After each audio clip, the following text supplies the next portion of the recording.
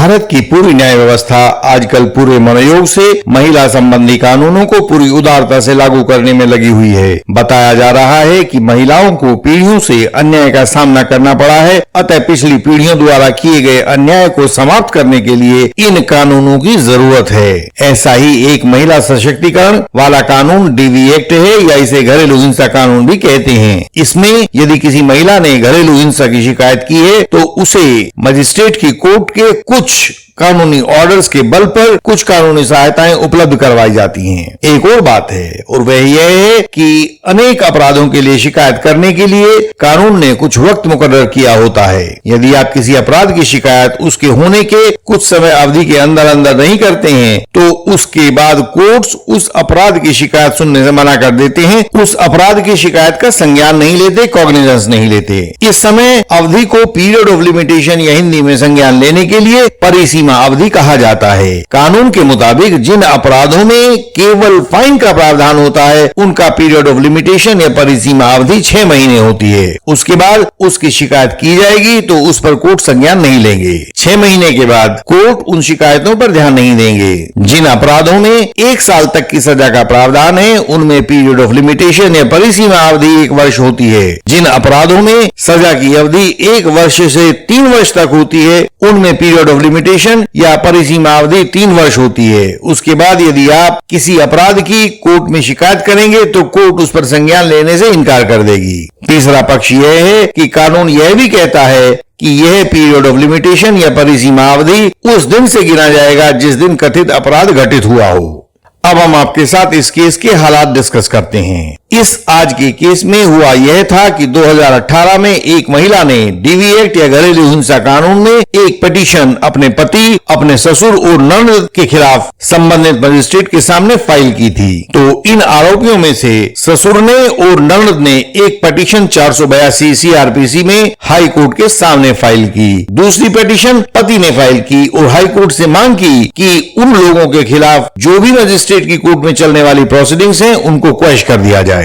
इस चैनल पर आप ऐसी ही वीडियोस देख सकते हैं जिनमें कानून पर बिल्कुल नए नजरिए से विचार किया जाता है। फॉल्स एलिगेशंस और फॉल्स केसेस, इनके ऊपर हम आपको वास्तविक कोर्ट केसेस में होने वाली वास्तविक कार्रवाई के बारे में बताते हैं। सच्चे कोर्ट केसेस में झूठे गवाहों को कैसे काबू करें यह बताते हैं। कानून की दूसरी प्रक्रियाएं बताते हैं। जो लोग खुद अपने कोर्ट केसेस को स्वयं समझना चाहते हैं उनके लिए यह चैनल बहुत उपयोगी है। जो यंग एडवोकेट कलीग्स कानून को सीखना शुरू कर रहे हैं उनके लिए भी यह चैनल बहुत प्रेरणादायक और जानकारियां देने वाला है। इस वीडियो को लाइक करें, शेयर करें तथा इस चैनल को सब्सक्राइब करें। बेल आइकन को प्रेस करें ताकि नई वीडियोस आपसे मिस ना हो जाएं।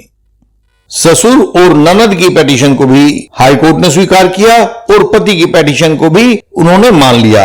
और जो सवाल वहां उठाया गया वह यह था कि पीरियड ऑफ लिमिटेशन या परिसीमा अवधि को लेकर किस तरह से कार्रवाई की जाए। पति पक्ष का तर्क था कि सेक्शन 468 सीआरपीसी के तहत घटना की तारीख से पीरियड ऑफ लिमिटेशन या परिसीमा अवधि को शुरू हुआ माना जाता है। हमने ऊपर जिन पीरियड्स ऑफ लिमिटेशन का जिक्र अभी किया था वे सभी के सभी 468 सीआरपीसी के तहत उनका प्रावधान किया गया है। आप लोग चाहें तो सेक्शन 468 सीआरपीसी को अलग से अध्ययन कर सकते हैं। दूसरी ओर सेक्शन 31 डीवी एक्ट है। सेक्शन 31 डीवी एक्ट के अंतर्गत भी मजिस्ट्रेट के ऑर्डर के उल्लंघन पर लिमिटेशन शुरू किया जाता है। आप सभी विद्वान व्यूअर्स को यह पता होगा कि सेक्शन 12 की पिटीशन फाइल की जाती है। उस सेक्शन पिटीशन की प्रोसीडिंग्स में महिला के द्वारा यह मांग की जाती है कि उसे कुछ रेजिडेंशियल ऑर्डर्स, कुछ फाइनेंशियल ऑर्डर्स या कुछ कस्टडी ऑर्डर्स उसके फेवर में दिए जाएं। मजिस्ट्रियल कोर्ट्स सुनने के बाद वैसे ऑर्डर्स पास करती है और रिस्पोंडेंट्स यानी कि पति पक्ष को यह आदेश देती है कि वह उन ऑर्डर्स को माने।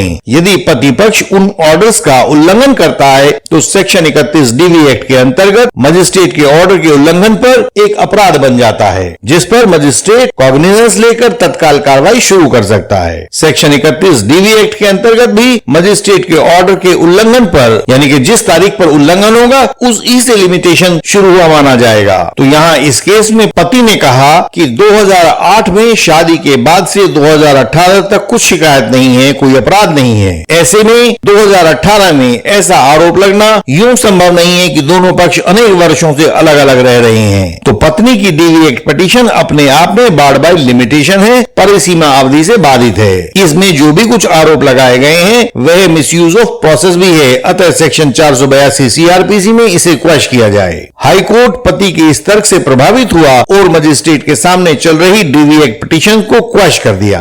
पत्नी पक्ष इससे दुखी होकर सुप्रीम कोर्ट के पास पहुंचा, जहां यह मामला justice Uday Umesh Lalit, justice S Ravindra भाट और जस्टिस पीएस नरसिम्हा के सामने लाया गया। केस का नाम है कवाची versus Lakshmi Narayan, criminal appeal number 627 of 2022, यानी कि डेट ऑफ डिसीजन है अप्रैल 13, 2022। इस केस को डिसाइड करते हुए सुप्रीम कोर्ट को यह तय करना था कि यदि कोई शिकायत वैसे तो पीरियड ऑफ लिमिटेशन या परिसीमा अवधि के भीतर ही मजिस्ट्रेट की कोर्ट में फाइल कर दी गई हो, लेकिन कोर्ट की सुनवाई को पूरा होते होते इतना समय लग गया हो, कॉग्निजेंस लेने में इतना समय व्यतीत हो गया हो कि पीरियड ऑफ लिमिटेशन समाप्त हो गया हो, तो इससे शिकायत के कॉग्निजेंस पर क्या फर्क पड़ेगा? क्या उस कॉग्निजेंस को टाइम बार्ड या समय बाधित माना जाएगा? जब भी कोर्ट्स के सामने ऐसी कानून की जटिल पेचीदगियां आती हैं, तो यह परंपरा है कि कोर्ट्स इस पर ध्यान देती हैं कि इससे पहले या ऐसी या इसके समान परिस्थितियों में कोर्ट्स ने क्या फैसला लिया है। इन पुराने और पहले फैसलों को प्रेसिडेंट्स कहते हैं या नजीर कहते हैं। तो यहाँ भी इस केस में भी कोर्ट ने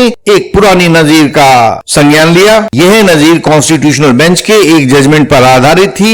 आप जानते ही होंगे कॉन्स्टिट्यूशनल बेंच का अर्थ है 5 जजों की बेंच, जो कि एक विरली कानूनी स्थिति होती है। सुप्रीम कोर्ट की अन्य सब बेंचेस को इसके निर्णय को मानना होता है। वर्तमान केस में भी सुप्रीम कोर्ट ने कॉन्स्टिट्यूशनल बेंच के जजमेंट की नजीर पर यकीन किया और उस नजीर वाले केस का नाम था सारा Matthew versus institute of cardiovascular diseases 2014 2 SCC 62। इस केस में कॉन्स्टिट्यूशनल बेंच ने कहा था कि सेक्शन 468 सीआरपीसी के अंतर्गत कानून की स्थिति यह है कि यदि अपराध की शिकायत पीरियड ऑफ लिमिटेशन के अंदर ही की गई हो, लेकिन कोर्ट की अपनी व्यस्तताओं के चलते उस शिकायत पर कार्रवाई पूरी होने और शिकायत पर संज्ञान या कॉग्निजेंस लेने में काफी टाइम लग गया हो और इस दौरान पीरियड ऑफ लिमिटेशन भी गुजर गया हो, तो भी उस शिकायत को पीरियड ऑफ लिमिटेशन के भीतर माना जाएगा। विद्वान व्यूअर्स को यह बता दें कि अभी ऊपर हमने जिन पीरियड ऑफ लिमिटेशन की बात की, 6 महीने, साल भर और 3 साल वाली बात की, वह सब कुछ सेक्शन 468 सीआरपीसी में दिया गया है। इसके लिए आप सेक्शन 468 सीआरपीसी के विभिन्न प्रावधानों का अध्ययन अलग से भी कर सकते हैं।